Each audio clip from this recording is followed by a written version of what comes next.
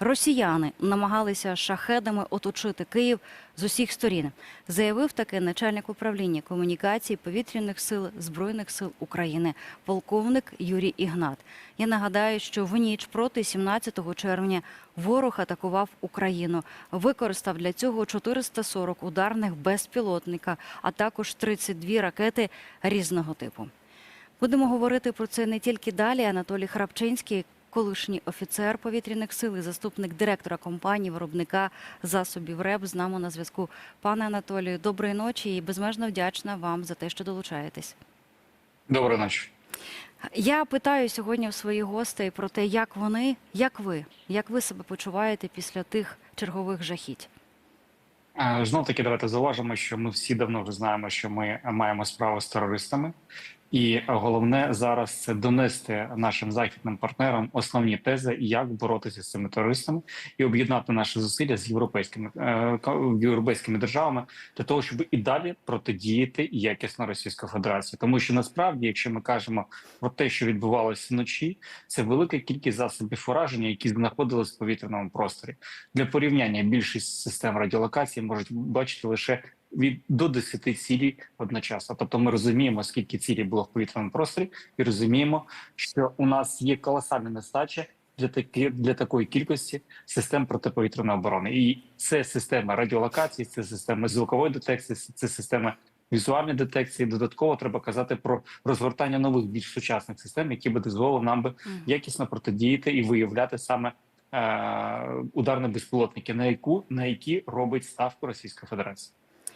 Пане Анатолію, скажіть, будь ласка, а ось це оточити Київ шахедами з різних напрямків.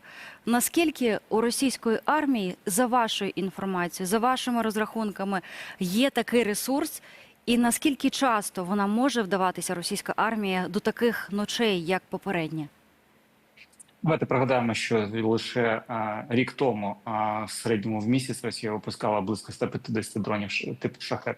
Зараз ми бачимо близько 400 шахедів за ніч. Тобто ми розуміємо, що ворог активно намагається збільшити такі кількість засобів уражень, додатково розгортає додаткові пускові майданчики для цього, переобладнаючи, наприклад, звичайні цивільні аеропорти для цього. Тому тут треба зауважити, що ворог ставить ставку саме на збільшення засобів ураження на кшталт ударних безпілотників типу «Шахед» і додатково балістичних ракет. Тому що саме проти цих засобів в світі найменше можливо елементів протидії. На мою думку, треба подарувати президенту Сполучених Штатів Трампу клюшку для гольфу, на якому було написано, скільки систем в світі є для захисту, протиракетного захисту. І він здивується, тому що таких засобів можна порахувати на пальцях однієї руки. Тому тут треба зауважити насправді, що у нас є зараз колосальна потреба це об'єднувати зусилля з європейськими компаніями, з іншими компаніями, які готові долучатися до розробок нових сучасних систем протиповітряної оборони, які би мали би розподілений принцип перехоплення повітряних цілей, які летять в бік України. Тому що насправді колосальні проблеми є ще й на прифронтовій зоні, тому що ворог активно використовує різноманітні засоби ураження, навіть і впівдрони по прифронтових містах. Тому нам дедалі більше треба буде розгортати власних виробничих потужностей, але й при цьому спілкуватися з нашими європейськими партнерами. Дуже вдали за травень місяць були зустрічі в Брюсселі з Асоціацією Європейською, з Європейською Дефенс-агенцією. Знов-таки давайте зауважимо, що вчора на форумі при відкритті форуму, безпекового форуму в Варшаві, було приємно чути заклики польських чиновників стосовно того, що вони розуміють, що Польща повинна стати хабом для України щодо постачання озброєння. Додатково Польща розуміє, що якщо Україна паде, то та сила, яка є в Україні, пойде проти Європи. Тому, в принципі, тут нам треба ще далі активніше спілкуватися на європейських площадках для того, щоб закликати до допомоги і об'єднання зусиль. Тому що насправді так, у нас є унікальні продукти, у нас є дієве рішення, але нам бракує можливості масштабування виробничих потужностей і забезпечення сил оборони саме нашою продукцією, тому що ми бачимо, що більшість наших українських підприємств завантажена лише на 40%. Безумовно, допомагає в цьому і данська формула, і італійська формула, і коаліція дронів Британія і інші країни вже намагаються створювати такі платформи для того, щоб посилювати сили оборони України. Але ж знов таки в Європі є колосальний ресурс комплектуючих, і міг би значно покращити ту зброю, яку ми виробляємо. Пане Анатолію, ви вже частково торкнулися того, як працюють засоби РЕП та інші засоби для того, щоб відбивати ворожі атаки. Понад 400 шахедів. Скажіть, будь ласка, а яка би кількість систем ППО нам би підійшла для того, щоб стримати ось цю ворожу атаку минулої ночі? Скількох нам бракувало систем? Давайте почнемо з того, що якщо ми кажемо ППО, система протиповітряної оборони проти шахедів, то це повинна бути нова система, яка зможе працювати по таких повітряних об'єктах, тому що це зовсім новий підхід до виявлення і перехоплення повітряної сили. Додатково треба зауважити, що ворог використовує велику кількість засобів ураження, тому треба шукати дієві елементи перехоплення, і вони повинні бути недорогими, тому що насправді використовувати мільйонні або тисячні ракети по собівартості тисячні ракети для протидії дронів, які коштують там 50 тисяч, там 100 тисяч доларів. Це насправді дуже складно для будь-якої економіки. Я розумію загрозу, яка є для цивільного населення, але знов таки треба казати про те, що треба шукати дієве рішення.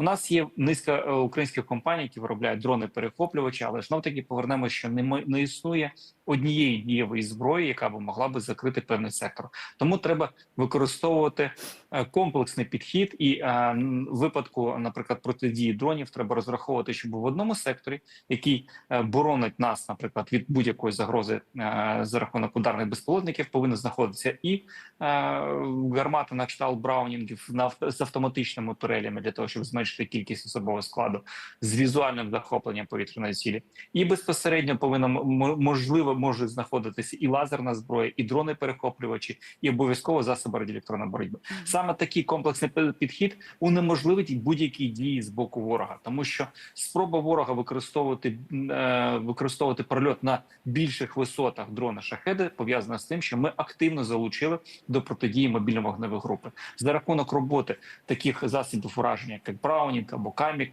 ці гармати не можуть працювати на ту висоту, на якій зараз пролітають дрони. Саме це основна причина, по якій більшість проривів відбувається. Тому тут ми кажемо про комплексне застосування засобів ураження, і повинно бути так, що в одному секторі повинні бути усі засоби і розставлені по можливості для того, щоб можна було використовувати розподілений принцип перехоплення. Якщо дрон летить низько, використовуємо браунінги.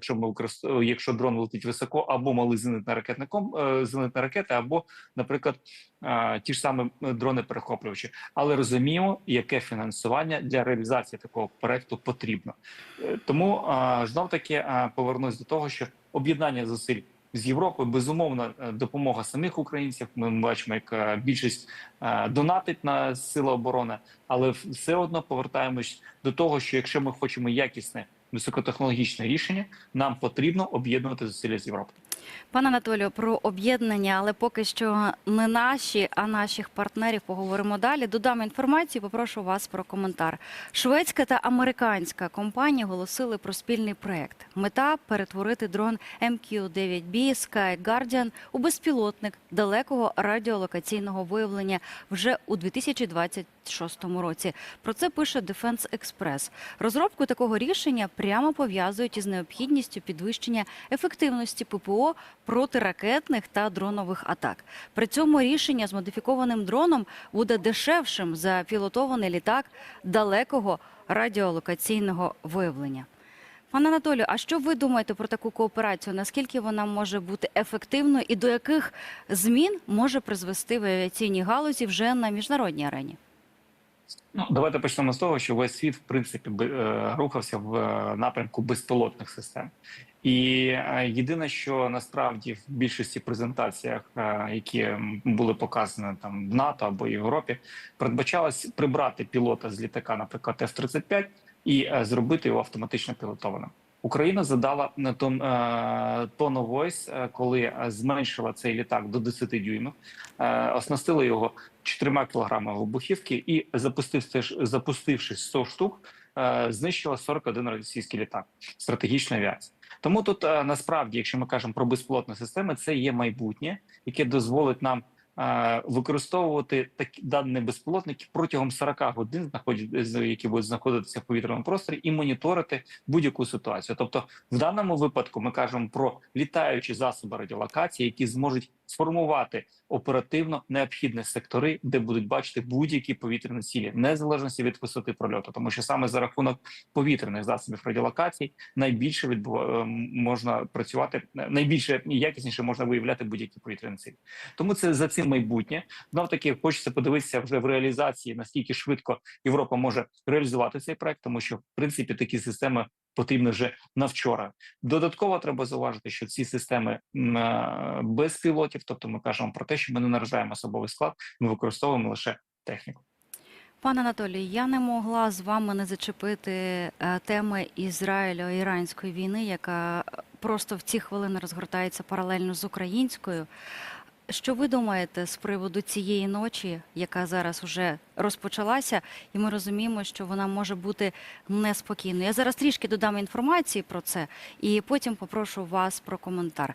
США одночасно підняли у повітря 24 літаки-заправники. Вони були спрямовані у бік Європи. Про це свідчать дані моніторингових каналів. Така активність авіації пов'язана з початком масштабних авіанавчань Atlantic Trident 25 у Фінляндії.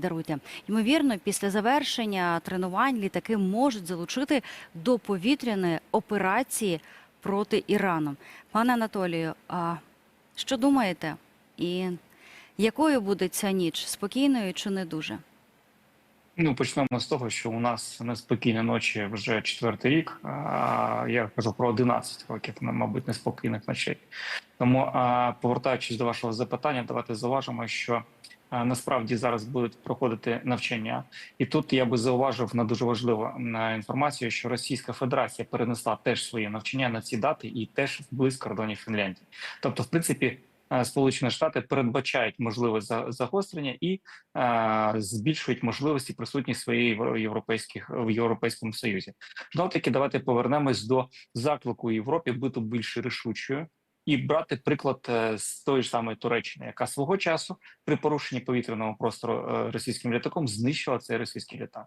Так само треба і робити європейським країнам, коли російські літаки порушують повітряний простор країн НАТО. Не супроводжувати їх для того, щоб вивести за межі від зони відповідальності, а знищувати одночасно, тому що Росія зараз є країною-агресором, яка воює проти України, яка створює проблеми і в інших регіонах, тому що об'єдналася з Іраном і з Кореєю, і створює набагато більше проблем для всього світу. Тому, в принципі, безумовно, треба казати про те, що Сполучені Штати, скоріш за все, посилюють свої спроможності в Європі, розуміючи, що якщо буде потрібна активне застосовування авіації, то потрібна дозаправка в повітряному просторі. Безумовно, треба казати про те, що, можливо, все ж таки посилення сил в Ізраїлі, які теж передбачають дозаправку в повітрі при виконанні бойових задач. Але знов таки, повертаючись до основного питання, давайте зауважимо, що насправді світу треба бути рішучим по відношенню Російської Федерації. Пане Анатолію, слухаючи вас, я знаєте, про що думала? Якщо відбудеться вже таке протистояння безпосередньо авіації Сполучених Штатів Америки і авіації Ірану, що ми маємо? Де які переваги і хто може тут все ж таки перемогти саме в цьому протистоянні? Давайте зауважимо, що Іран має російську авіацію або має стару американську авіацію. Тому, в принципі, я би сказав, що взагалі-то вже Ізраїль має паритет в повітряному просторі Ірану, тому казати про якісь можливості Ірану зараз зарано. Все, що буде зараз робити Іран, це запускати залишки своїх балістичних ракет і погрожувати ядерною зброєю, якою у нього є чи нема, але безумовно треба зауважити, що це школа пропаганди Російської Федерації, тобто погрози ядерної зброї для того, щоб зупинити. Знов таки подивитися на рішучість дій з боку Ізраїлю, які вони рішуче вибивають по важливих об'єктах на території Ізраїлю. Тому тут знов таки, повертаючись до питання України і Російської Федерації, війни, яку розпочала Російська Федерація. Треба зауважити, що якщо б Україна отримала одразу більшість озброєння потрібного для відсічі Російської Федерації, то було б зовсім все по-іншому. Зараз поки що ми маємо паритет в повітряному просторі Російської Федерації за рахунок ударних безпілотників українських. Насправді, подивися, як активно щоночі працюємо ми по певних російських об'єктах. Більше того, навіть застосовуючи великі дрони, які буксирують за собою додаткові планери з корисним навантаженням. Тому, в принципі, це те, що ми зробили своїми власними руками. Розгорнули виробничі потужності діпстрайків, посилили свої спроможності, але, безумовно, уявляємо, що буде, коли ми отримуємо або локалізуємо виробництво крилатих ракет, коли ми локалізуємо виробництво балістики. Але для цього нам треба активна кооперація з Європою для того, щоб посилити наші спроможності. Іран допомагав Росії в цій несправедливій війні. А чи допоможе авіацією Росія Ірану? Не впевнений, що допоможе Росія авіацію Ірану, тому що вони самі за час повномасштабного вторгнення втратили велику кількість літаків. Додатково треба зауважити, що навіть для прикладу можете подивитися на Google карти в Комсомольськ-на-Амурі стоять 30 літаків Су-35, які не мають певних компонентів авіоніки, які не дозволяють випустити ці літаки і поставити їх на крило. Тому знов таки Росія сама має серйозні проблеми з авіацією. Тому тут я би сказав, що в даному випадку такі авторитарні країни, коли починається у когось війна, навпаки втрачають будь-який взаємозв'язок. І тут треба зауважити, що зараз є зобов'язання Ірану перед Російською Федерацією на постачання деяких комплектуючих для ударних безпілотників «Шахед». І розуміючи і дивлячись на ті удари, які здійснюються з боку Ізраїля по Ірану, ми розуміємо, що, скоріш за все, Іран не зможе виконати ці зобов'язання. Пане Анатолію, наостанок буквально коротко. А скільки триватиме Ізраїль-іранський конфлікт, війна, яку ми зараз спостерігаємо? Вже ж не один день. І які перспективи розвитку подальшого? Все залежить від того, наскільки будуть залучені інші можливі країни для допомоги Ізраїлю. Знов таки ми бачимо поки що пасивні дії з боку Сполучених Штатів, але тим не менше я би не прогнозував би кількість днів або місяців цієї війни. Головна задача – це повалити режим, який є в Ірані. Пане Анатолію, я безмежно вдячна вам за те, що ви долучилися до прямого ефіру. Глядачам нагадую, з нами на зв'язку був Анатолій Храпчинський, колишній офіцер повітряних сил, заступник директора компанії, виробника засобів РЕП.